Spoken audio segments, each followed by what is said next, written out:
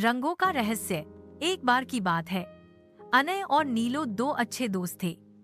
अनय एक होशियार और साहसी लड़का था और नीलो एक प्यारी नटखट लड़की। दोनों एक सुंदर गांव में रहते थे जहां हर चीज रंग बिरंगी और खुशियों से भरी थी। फूलों की पंखुड़ियां चमकती थीं, आसमान नीला और पेड़ हरे भरे थे। एक दिन दोनों बगीचे में खेल रहे थे। अचानक नीलो ने देखा कि फूलों का रंग फीका हो रहा है। उसने अनय से कहा, अनय देखो, ये गुलाब अब लाल नहीं रहा। अनय ने चारों ओर देखा, आसमान सफेद हो गया था, पेड़ भी जैसे धुंधले हो चुके थे। धीरे धीरे पूरा गांव काला सफेद हो गया। सब घबरा गए, बच्चे रोने लगे और बड़ों के चेहरे पर चिंता छा गई। अनय और नीलो ने तय किया कि वे इस रहस्य का पता लगाएंगे। वे अपनी जादुई किताब के पास गए जो नीलो को उसकी नानी ने दी थी। किताब खोलते ही उसमें से एक चमकती रेखा निकली और उन्हें एक पुराने जंगल की ओर जाने को कहा।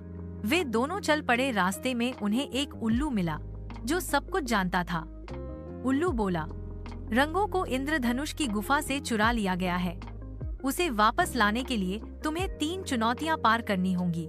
पहली चुनौती थी एक विशाल भूल भुलैया में से रास्ता ढूंढना। अनय ने ध्यान से रास्ता देखा और नीलो की मदद से बाहर निकल आए। दूसरी चुनौती थी एक गुफा के अंदर छिपे रंगों को पहचानना। नीलो ने अपनी कल्पना का प्रयोग कर सभी रंगों के सही नाम बताए। तीसरी और आखिरी चुनौती थी उदासी की रानी से मिलना जिसने रंग चुरा लिए थे। जब वे रानी से मिले तो पता चला कि वह अकेली थी और कोई उसके साथ नहीं खेलता था। इसलिए उसने दुनिया से रंग छीन लिए ताकि सब उसी की तरह उदास हो जाएं। अनय और नीलो ने मुस्कुराते हुए कहा, हम तुम्हारे दोस्त बन सकते हैं, लेकिन पहले रंगों को वापस करो। रानी की आंखों में आंसू आ गए। उसने रंगों को वापस कर दिया और पहली बार मुस्कुराई। जैसे ही रंग वापस आए, पूरा गांव फिर से चमकने लगा। बच्चे हंसने लगे, फूल महकने लगे और आसमान फिर से नीला हो गया। सीख, अनय और नीलो की यह कहानी हमें सिखाती है कि दोस्ती और समझदारी से हम किसी भी मुश्किल को हल कर सकते हैं।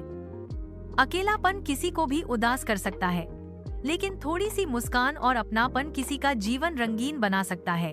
अगर आपको कहानी अच्छी लगी हो तो लाइक, शेयर, कमेंट करें।